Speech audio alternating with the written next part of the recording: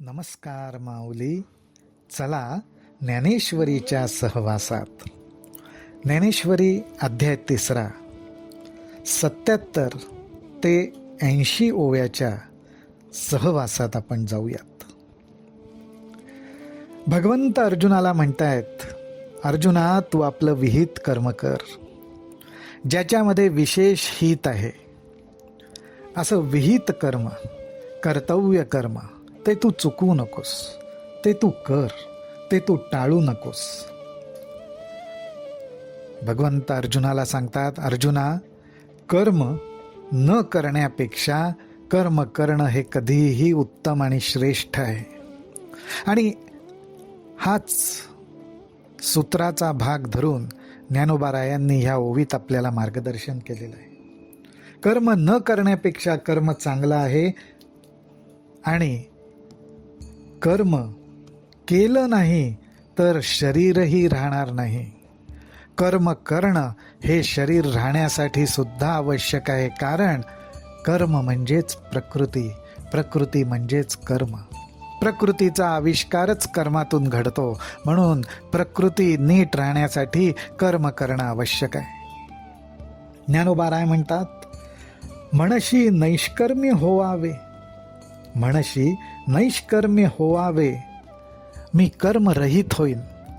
कर्म करण्याचा त्याग करीन, कर्माचा त्याग करीन, तरी एथ ते न संभवे. तर असं होऊ शकत नाही. आणि ते का होऊ शकत नाही त्याचं मार्गदर्शन अगोदरच्या ओव्यांमध्ये आपण पाहिलंच. अहंकाराने मनाच्या जोरावर, बुद्धीच्या जोरावर कर्म टाळू शकू, पण नैसर्गिकरित्या जी कर्म होतच राहणार आहेत ती आपण थोडीच थांबवू शकणार आहोत. म्हणून कर्मरहित होणं शक्य नाही. आणि जर कर्मरहित होणं शक्य नसेल तर मग कर्म करावंच लागणार आहे. मग अशी जर परिस्थिती असेल की कर्म करावंच लागणार आहे, तर मग मुद्दामून निषिद्ध कर्म ज्यांना म्हटले ती कशाला करा. निषिद्ध कर्माची जर व्याख्या म्हटली, साधी सोप्या शब्दात समजून घ्यायचा प्रयत्न जर केला तर एवढंच म्हणावं लागेल की ज्या कर्मामध्ये पूर्णपणे स्वार्थ भरलाय, ज्या कर्मामध्ये आपलं हित नाही, जे कर्म केल्यामुळे दुसऱ्याचंही अहित होऊ शकतं, नुकसान होऊ शकतं, ज्या कर्मामध्ये योग्य अयोग्य विचार केलेला नाही, अशा प्रकारचं जे कर्म असेल ते निषिद्ध कर्म. मग असं कर्म कशाला करायचं. म्हणशी नैष्कर्म्य होवावे, तरी एथ ते न संभवे, आणि निषिद्ध केवी रहाटावे विचारी पा. स्वतःच्याच मनाशी विचार करून बघ. जर कर्म करावंच लागणार आहे तर मग निषिद्ध कशाला करायचं. योग्य तेच करू ना. म्हणून जे जे उचित आणि अवसरे करुनी प्राप्त, ते कर्म हेतुरहित आचरे तू. हे फार महत्त्वाचं सूत्र ज्ञानोबाराय सांगतायत. ज्ञानोबाराय सांगतायत, म्हणून जे जे उचित.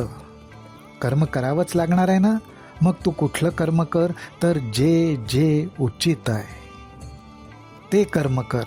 आणि ते कर्म कसं, अवसरे करुनी प्राप्त. जे आयदर नैसर्गिकपणे किंवा नैमित्तिक काही निमित्त होऊन प्राप्त झालेलं आहे ते कर्म कर. ह्या ठिकाणी हा अवसरे करुनी प्राप्त हा शब्द फार महत्त्वाचा आहे. या शब्दामध्ये जणू एक गूढता आहे, एक मार्गदर्शनाचं बीज पेरलेलं आहे. अवसरे करुनी प्राप्त. कर्माच्या मागे धावत जाण्याची आवश्यकता नाही. कर्म नैसर्गिकपणे प्रगट होईल किंवा एखाद्या निमित्ताने प्रगट होईल. बुद्धीच्या साह्याने ते योग्य आहे का नाही, उचित आहे का अनुचित आहे, हे फक्त ओळखायचं. आणि मग हेतुरहित, त्या कर्मातून मला कुठल्याही प्रकारचं विषय सुख मिळावं अशी इच्छा न धरता ते कर्म कर्तव्य म्हणून करावं आणि परमेश्वराच्या चरणी मला उचित कर्म करण्याची संधी दिली हे आभार मानून त्याच्याच ठिकाणी ते अर्पण करावं. म्हणून जे जे उचित आणि अवसरे करुनी प्राप्त ते कर्म हेतू रहित आचरेतु. पार्था आणिकही एक नेणसी तू हे कवतिक.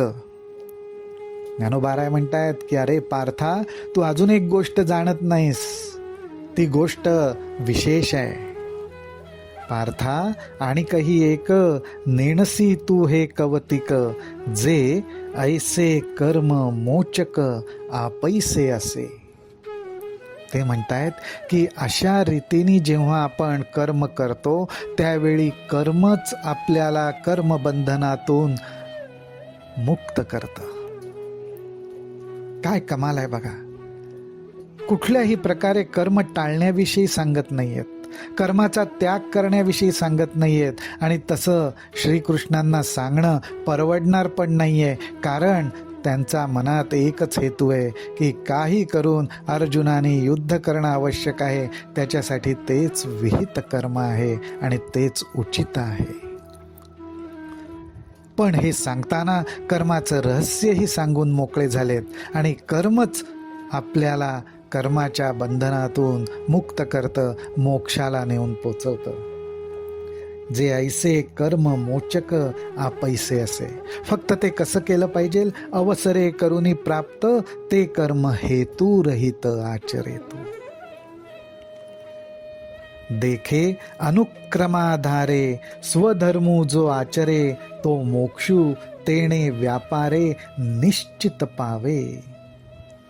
एकदम फुल कॉन्फिडन्सने ज्ञानोबाराय आपल्याला सांगतायत की अशा रीतीने जो स्वधर्माचं आचरण करत, जे जे उचित आहे त्या गोष्टींचं आचरण करत क्रमाक्रमाने, म्हणजेच काय तर नित्य आणि नैमित्तिक कर्म.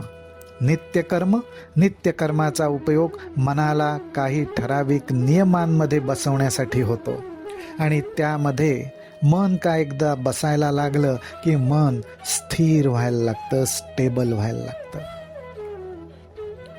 त्यानंतरचं उद्भवणारं कर्म म्हणजे नैमित्तिक, कुठल्या तरी निमित्ताने उद्भवणारं कर्म.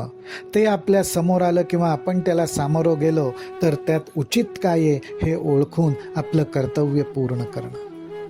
आणि अशा प्रकारे जो कर्माचं आचरण करतो तो मोक्षू तेणे व्यापारे. व्यापारे म्हणजे अशा कर्मामुळे तो मोक्षू निश्चित पावे. नक्कीच त्याला मोक्ष मिळतो. निश्चित हा शब्द ज्ञानोबारायांनी वापरलेला आहे. मंडळी, फार सुंदर मार्गदर्शन माऊलींनी या 77 ते 80 ओव्यांमध्ये आपल्याला केलेलं आहे. जरूर आपण त्यावर चिंतन मनन करू. रामकृष्ण हरी, रामकृष्ण हरी, रामकृष्ण हरी.